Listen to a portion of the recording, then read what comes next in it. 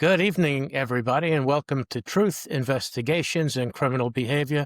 I'm your host, Mike Blangiforti. Today, we're going to be talking about Charlie Kirk and his assassination back on September 10th, 2025.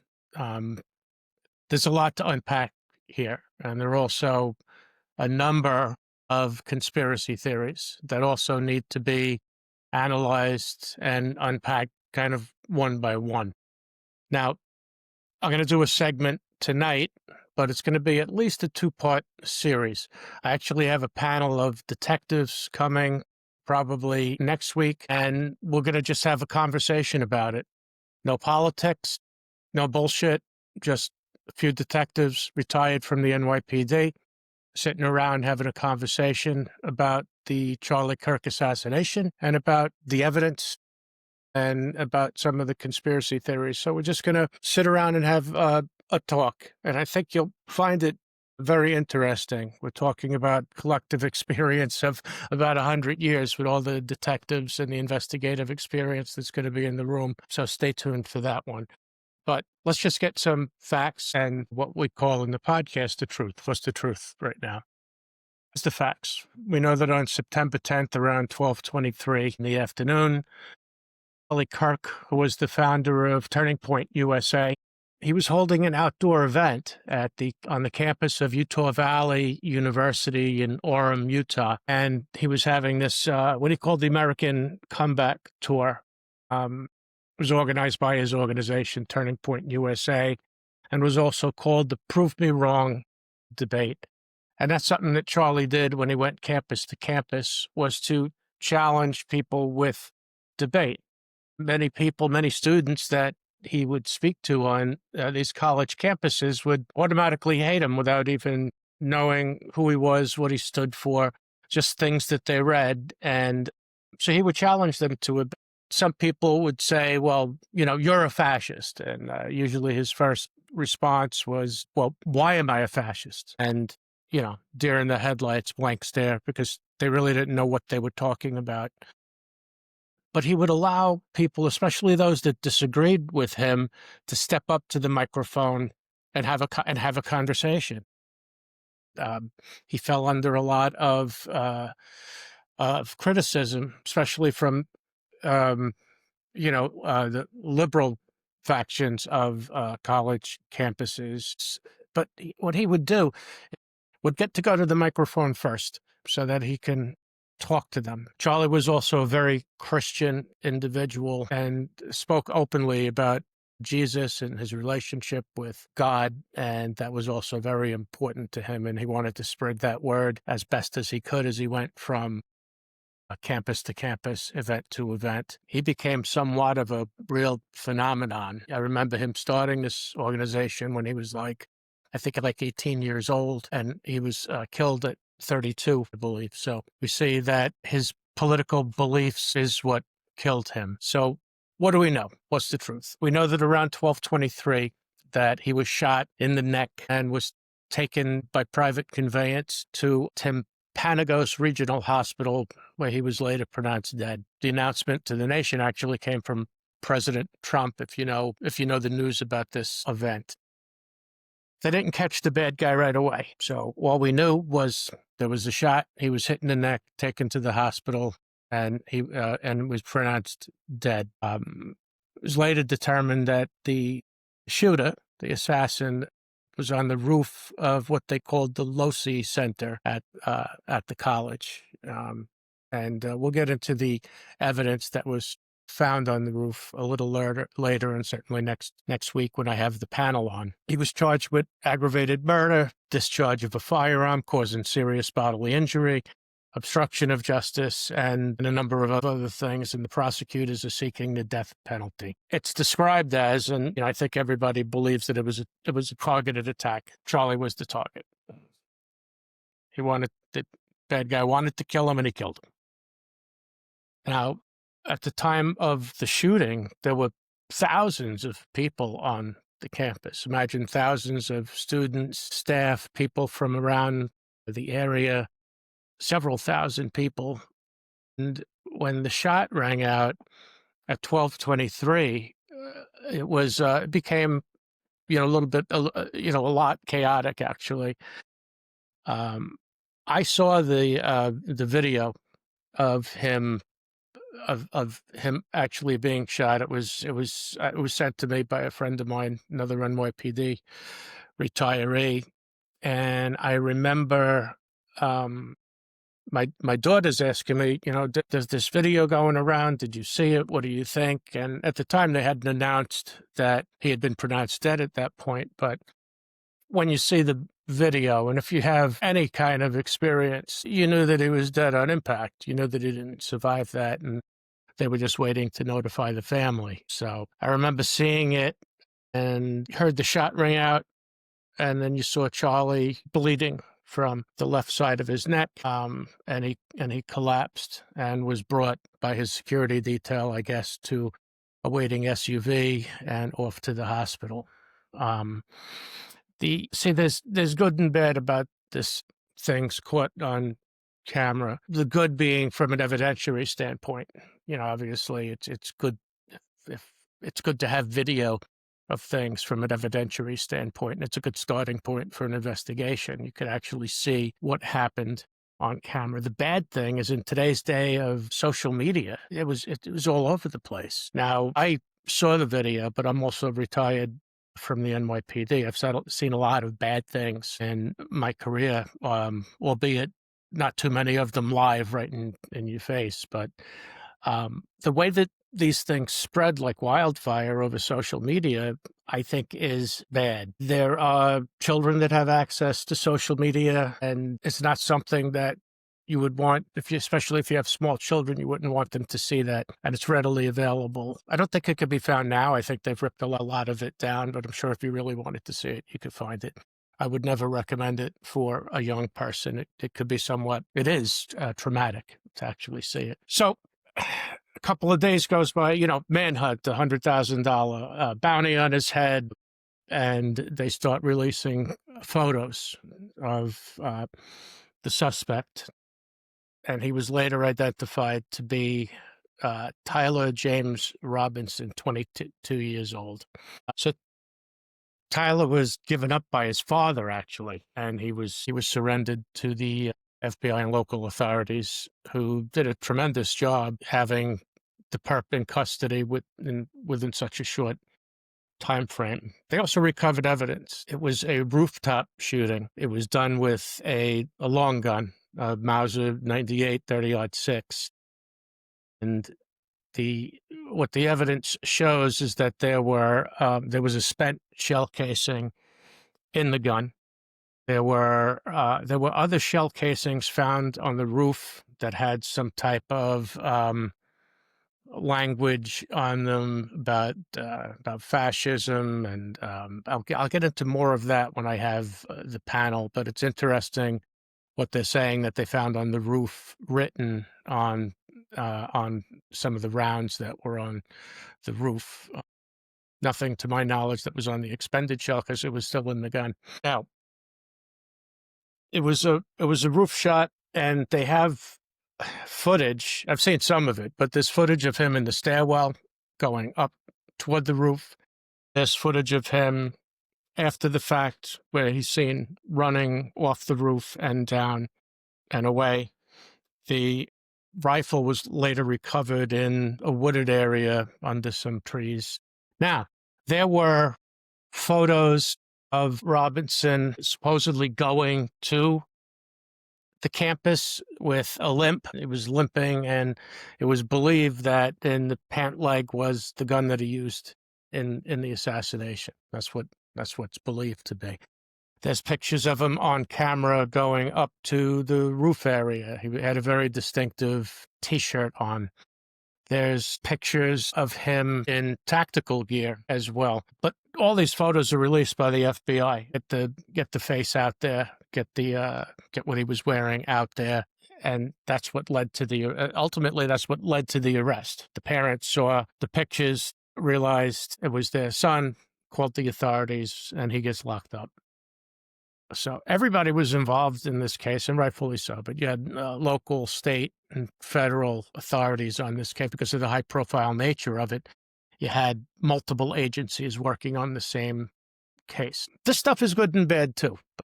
I've worked on multi-agency cases, and sometimes good, sometimes not so good. It depends on how everybody's getting along. His egos and personalities, and you know that you're all on the same team and you're working toward the same goal. But the coordination, I'm sure, is better today than it was, 20 years ago when I was still working cases. But and plus the technology is so much better today. So what do we got? The shot reportedly came from the roof. So Robinson had a vantage point. It was a high-powered bolt-action Mauser 98 30-06, which investigation determined that was from his grandfather. So it was an older weapon, and a scope was also found. The evidence also shows that DNA matched Robinson to the trigger of the gun, palm prints, footprints where he jumped down from the roof. His digital footprint demonstrated that he had this obsession for Charlie Kirk and his work. They could tell by, what he was searching for on his computer.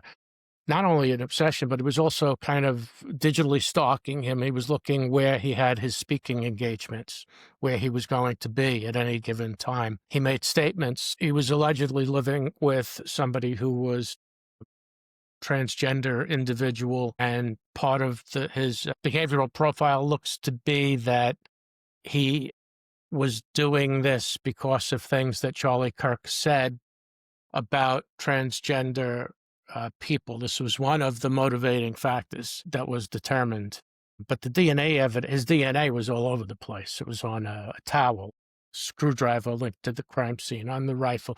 It was all over the place. Definitely not a professional assassination, but lethal nonetheless. So he has his first court appearance 4 days later, and he's in front of Judge Tony Groff in Provo, Utah.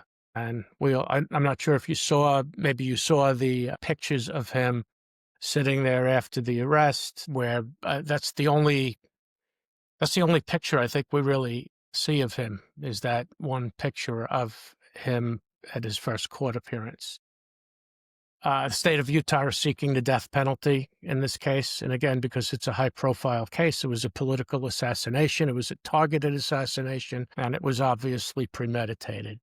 So they're seeking the death penalty. On a death penalty case, there is additional criteria that the prosecution needs to meet, and it's more pressure on the prosecution to demonstrate to the jury that the death penalty is what needs to be. If the verdict is guilty, that the death penalty is what needs to be the punishment. So it puts a lot of pressure on the prosecution, an awful lot of pressure on the defense to save their client from the death penalty. So what else do we got? We got the rifle, we got the cartridges. There's inscriptions on some of the cartridges. Like I told you, I wanted to get into.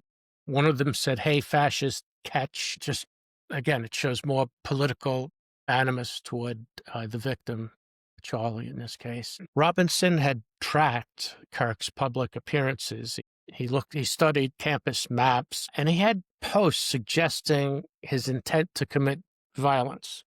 So vague, right? But it's these little warning signs with people that commit violence, especially young people. We see it in active shooter scenarios, school shootings and things like that. There are warning signs, whether it's psychological, whether it's harming animals or harming themselves in some way. These manifestos and writing everything down. And there's always a reluctance for family, friends to report when something's going on with a friend or family member that is scary. And also, if somebody says that they're going to do something, take them at their word. It's something that you may want to report. And that's not done often enough. In other episodes, I'll talk about different school shootings and some of the psychological behavioral profiles of school shooters, active shooters, and so on. And what you're going to find is a similarity between all the perpetrators and their psychological profile, what makes them tick. And not only that, but the similarities in letting out warning signs, almost like letting people know, hey, I'm going to do this. And also knowing maybe in the back of their head that, well, nobody's going to say anything. And most of the time, that's the case. It was no different here with Robinson. He made statements. He lived with somebody, lived with a roommate, and he made statements. Should have taken him at his word. Maybe it could have been prevented. I don't know. I don't know exactly what was said. I don't know what the evidence shows outside of what I've seen on TV, just like all of you. He lived with this roommate who was a transgender individual who was described as a romantic partner by the authorities. And also that individual helped to lead to Robinson's arrest.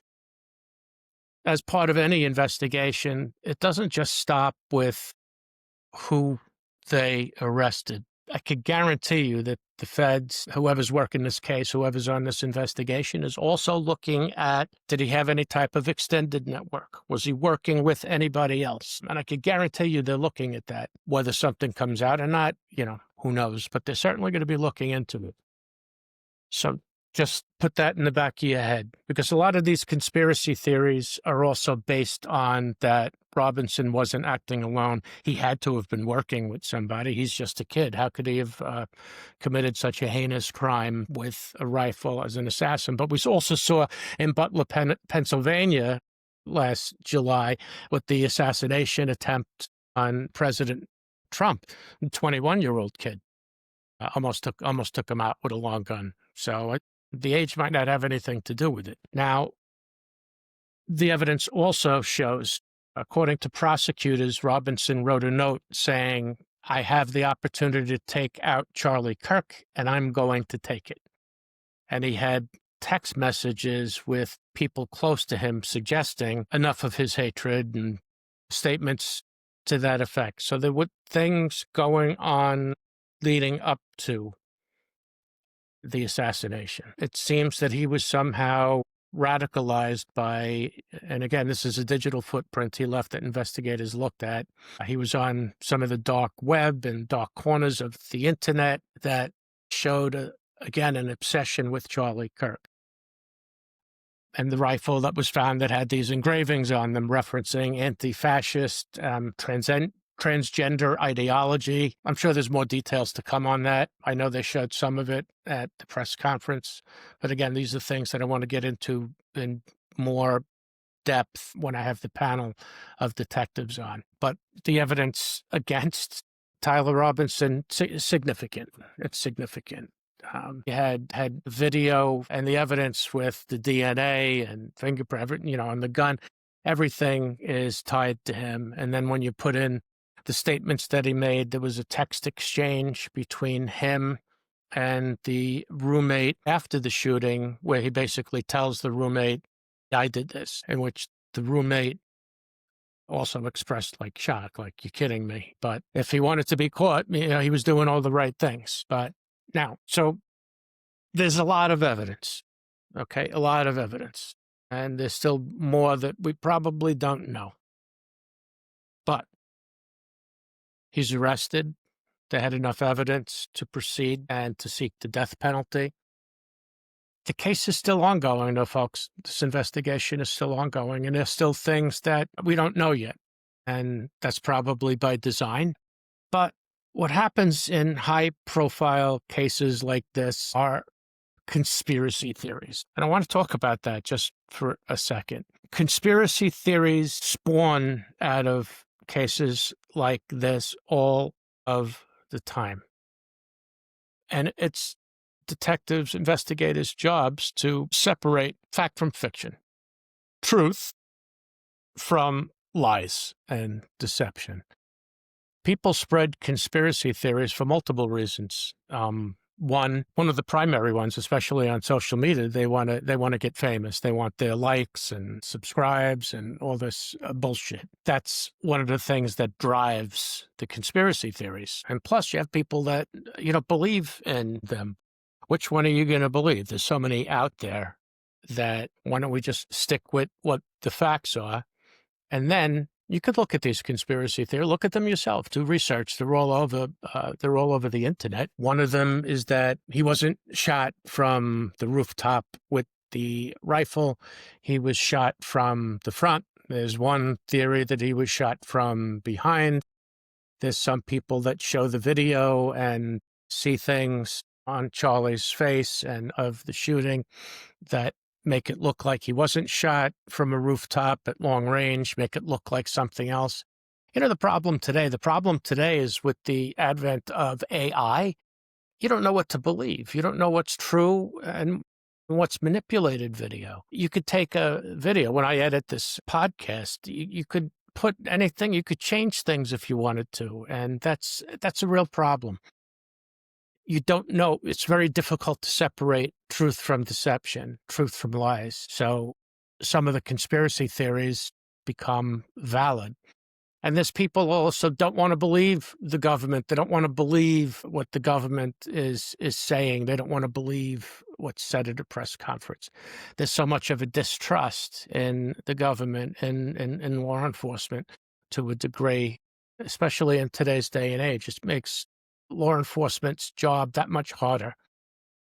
So what's one of the, let's take a random conspiracy theory. I heard Candace Owens, big conspiracy theorist, and she's, again, I'm going to save we're going to do more of a deep dive into some of the Candace Owens conspiracy theories and how they line up. Again, when I have the panel, we're going to talk about it more in depth. But one of them that I actually heard was her saying that this is a conspiracy, ladies and gentlemen. Charlie Kirk was shot from the front. Okay. You just say that without presenting any evidence. So that's a problem, which just shows you I could throw anything out there. Could say the aliens came down and shot him and set this guy up, but that's just not the case. What is going to dispel a number of these conspiracy theories? I'll tell you what. And it's something that we don't have yet, but it's something that we will have. Insofar as the conspiracy theories about, oh, he was shot from the front. Oh, he was shot from the back. Oh, look, this guy touched his baseball hat. That was obviously a signal. Oh, the guy back there, look, he's holding his arms in a way that looks like he has a gun, so he must have been shot from the back. He was shot from the front. Folks, when the ME's report comes out, we're going to have a recovered round, right? So, because there was no exit wound. Charlie was shot with a 30-yard. Now, usually you would think that a round with that much power, and again, I don't want to get into the ballistics of it. That's something I could do down the line. Let's just say that the round comes out of that gun really fast. And from the distance that Charlie was shot at, one would think, and again, I'm not a ballistics expert, but one would think that round would come out somewhere, that there would be an exit wound. There's no exit wound that's been reported. So the round is somewhere in Charlie's body. That bullet is in there. So with all of the evidence against Tyler Robinson, with everything that was recovered from that roof, with all of the DNA, right now, what do we got? We got Tyler Robinson connected to the roof, connected to the gun, statements that he made that are incriminating. There's one thing missing, and that's the bullet recovered from Kirk's body. That will dispel conspiracy theory after conspiracy theory, because when the ME's report is eventually released, and we're going to see it during the trial nonetheless, but I think they'll talk about it before then. When that bullet is recovered, if it's a 30-06 round and it's matched to that gun, that shell casing, game over, folks. That's it. Also, if they do some type of trajectory analysis on the bullet, what's trajectory analysis? That'll show the trajectory of the bullet. So if it came down at, say, a 35-degree angle from the roof into Charlie's neck, the trajectory analysis will show that. It will show that the trajectory of the bullet definitively went at this angle into his neck. Okay? So those trajectory analysis and a recovered bullet from Charlie's body that matches the Mauser 98, game over. Where do people go with the conspiracy theories now? at least ballistically. They'll still float out there that, the kid couldn't have done it on his own. He was working with other people, which they're investigating. So all the evidence that's compiled points to one individual, one shot, one kill with the rifle. So here's what's going to happen when the ME's report comes out. I guarantee it.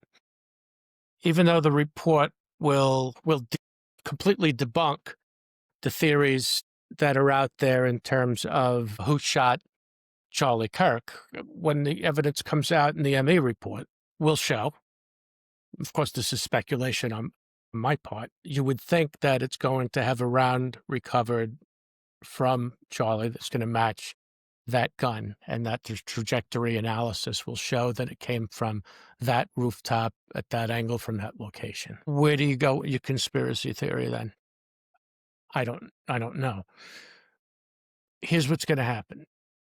If this is the evidence that comes out, people will say, well, he was working with other people. He's just a patsy and so forth. Okay, prove it.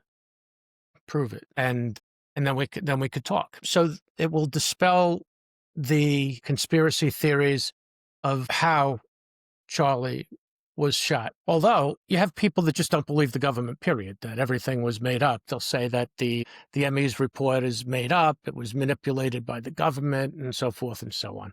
Let me tell you something, folks. To have a conspiracy theory that has any credibility whatsoever would require, like, not one or two people. You're talking, okay, the government is wrong, the government is in on this, they've done this and that, and the evidence has been manipulated, so forth and so on. You think that's one or two people that are setting that whole thing up? Or do you think that maybe a conspiracy theory involves a lot more than two people? Everybody that knows about the case would have to be in on this conspiracy theory. So one person that actually has some integrity becomes the whistleblower and says, yeah, no, they're doing this and it's all wrong. So you have to have a number of people that were assigned to this case that would be willing to lie and fabricate something to push that theory. It's very difficult to prove, which is why they're theories. One of the things that I do want to talk about, though, is very important. There is one theory out there that, and again, I think the ME's report is probably going to debunk it, but there's one that even law enforcement professionals, investigators that I spoke to have a problem with. And again, I'm no ballistics expert, but people in law enforcement that I've spoken to have a belief that, and this is one of the conspiracy theories too, by the way, but they have a belief that 30-yard 6 round shooting into the soft tissue of Charlie's neck had to have an exit wound. It had to have come out somewhere. How does that happen? That round is so powerful. And again, I'm not going to go into the ballistics of it, but there's a conspiracy theory out there that centers around the ballistics. But again, but what they're saying is the bullet hit his bone, the bone stopped the round from exiting the body. I did see an orthopedic surgeon on who was interviewed about this. And is it possible that you've heard that in courtrooms and courtroom dramas all the time? Is it possible? Yeah, of course. And of course, he said it's possible that, yeah, the bone stopped or slowed the bullet enough that it didn't exit the body. There's people that buy that. There's many people that don't. So, but what will debunk that? If the round is in the body and it's matched to the gun, then there it is. Then it didn't leave the body. There's no exit wound, and that's that. I know some people in law enforcement that don't believe that the round that went into Charlie's neck was an entrance wound. They think it was an exit wound. Okay, show me. Or as Charlie said in his cross-country campus tours, prove me wrong. It was the Prove Me Wrong tour. So prove me wrong. But that's just a little bit about this. So again, I want to get more into talking about the conspiracy theories when I have the panel. We'll talk about, this is not just Candace Owen, but others that believe that the government was involved, the Israelis were involved, that all sorts of things that go with a political assassination. How could a sniper get into position up on the roof without being detected? How did he get up on that roof? Did he have help? I don't know. These are things that the cops are that they're still looking at, and they're still investigating. And it's their job as detectives and investigators to find out the answers. That's their job. Find the truth. And that's why this podcast is called Truth. I spoke what the truth is that we know it to be right now. Investigations. We're talking about the investigations into both Charlie and as well as Tyler Robinson. So investigations, and we just touched on criminal behavior, but we're going to do another deep dive into Tyler Robinson as this case continues to unfold, and we'll get into criminal behavior. And these are things that I want to do with podcasts to come. So that's tonight's episode. We will continue on this Charlie Kirk assassination with a panel of detectives, which should be next week. We're just coordinating everybody's schedule. And then I'm probably going to have one more episode just to kind of wrap everything up. So I hope you enjoyed tonight's episode and some analysis, some of the takeaways that I've gotten so far from this case. It's a fascinating one, and we're going to talk more about it in the future.